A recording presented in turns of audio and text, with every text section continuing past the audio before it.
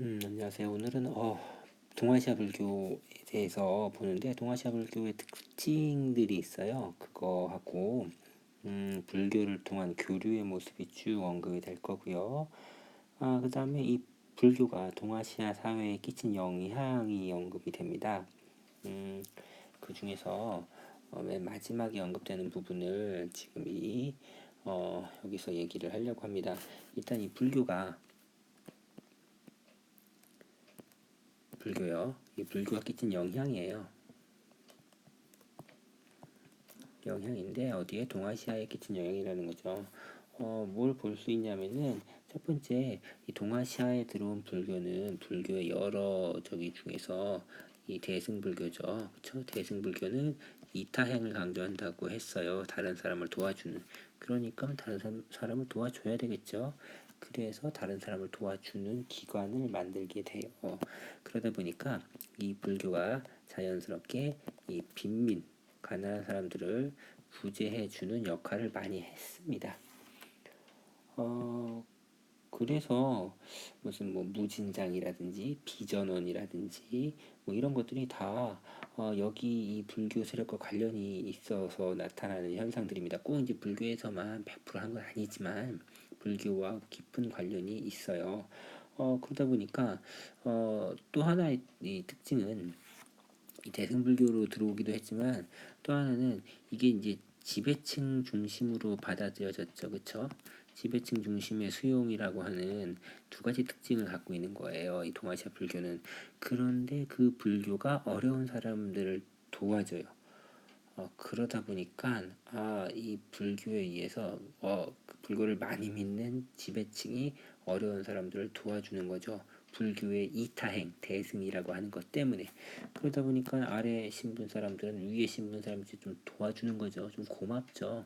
맨날 나 부려먹고 나쁜 놈 이런 게 아니라 좀 도와주는 거죠. 그래서 신분의 피라미드에서 윗신분과 아래 신분과의 갈등 관계가 극한 대립으로 가는 것을 좀 완화시키는 역할을 하게 돼요. 그래서 얘네가 이제 이렇게 얘기할 수 있어요. 신분 갈등을 완화하는 기능을 이 불교가 했다라고 볼 수가 있습니다. 그걸 하나 좀 기억을 해 두시고요. 그렇지만 이것도 갈등을 완화시키지만 또 신분 구조는 고착화시킵니다. 왜냐하면 이제 업설이라고 해서 불교는 전생과 다음생, 현재의 생이 있다고 믿죠. 그래서 내가 지금 요꼴로 사는 거 이유는 내가 전생에 어떠한 역할을 했기 때문이에요. 내가 전생에 되게 잘 살았고 착한 일을 많이 했으면 지금 뭐 좋게 행복하게 잘 살 것이고 내가 전생에 좀 그것을 잘 못했으면 지금 그것 때문에 조금 어렵게 살 수 있는 거예요. 그러다 보니까 지금 귀족이 귀족인 이유는 전생에 잘했기 때문이고 지금 노비가 노비인 이유는 전생에 잘 못했기 때문이죠.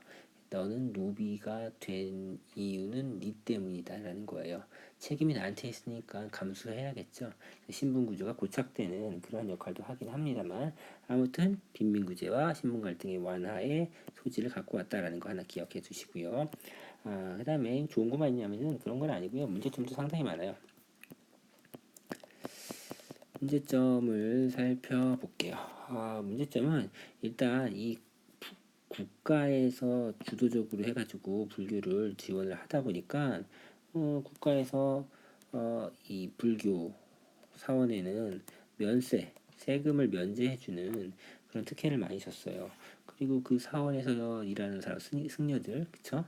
또는 그 사원에 있는 애들, 이런 애들은 또 면역, 군대 안 간다는 얘기예요. 쉽게 말해서 이런 또 특권을 줬습니다. 그런데 절이 많죠. 절이 많이 늘어나요. 이 면세와 면역의 특권을 받는 애들이 막 늘어나요.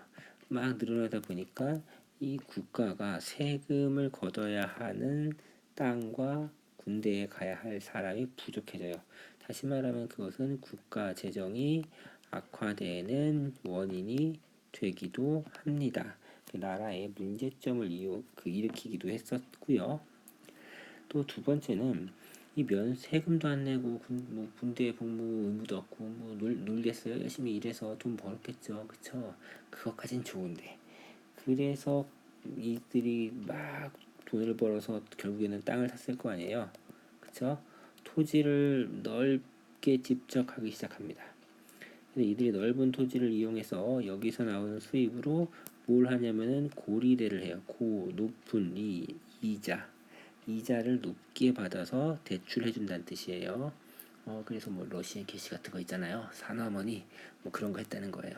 그래서 어, 돈을 못 갚은 사람은 땅도 뺏고 몸도 뺏고 노비가 되는 거죠. 그렇게 주변의 사람들이 이 절에 돈을 빌렸다가 망해 나가는 꼴이 나타나기 시작합니다. 자, 그러면은 이거는 어떤 사회 문제를 야기하게 되겠죠. 그쵸? 사회 문제를 야기하게 되는 거고, 그러면 이 불교는 되게 나쁜 거다라는 인식이 생겨난단 말이에요. 특히나 고려 말에는 이런 문제가 많이 심각해졌기 때문에 조선을 세운 사람들은 이 불교에 대해서 매우 비판적인 그런 그 시선을 보이게 됩니다. 자, 그래서 두 가지가 있어요. 이 종교라고 하면은 나타날 수밖에 없는 숙명적인 것이기도 한데요. 어려운 사람을 지금도 그래요. 어려운 사람들 도와주는 역할을 했다. 있고요.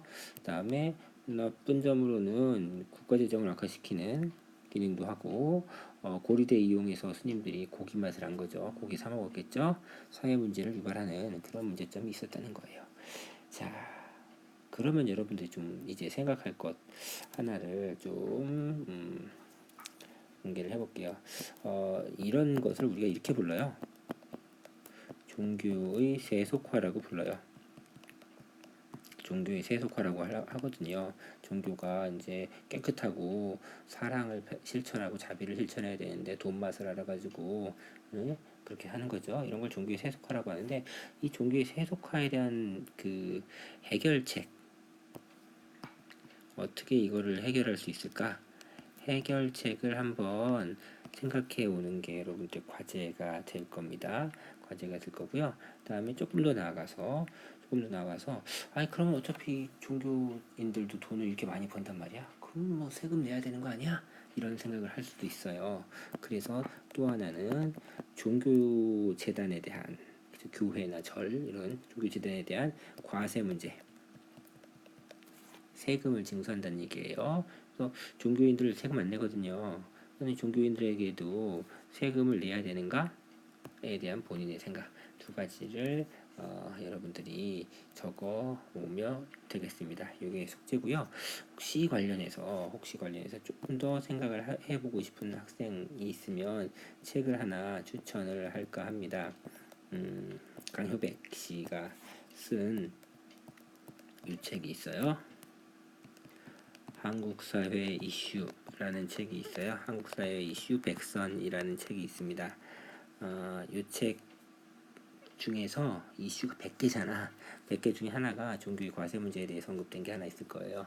관련해서 좀 더 깊이 공부해보고 싶은 사람은 저기 공부를 해보고 페이퍼 작성해서 가지고 오면 선생님이 참고해서 생활 기록부에 적도록 하겠습니다.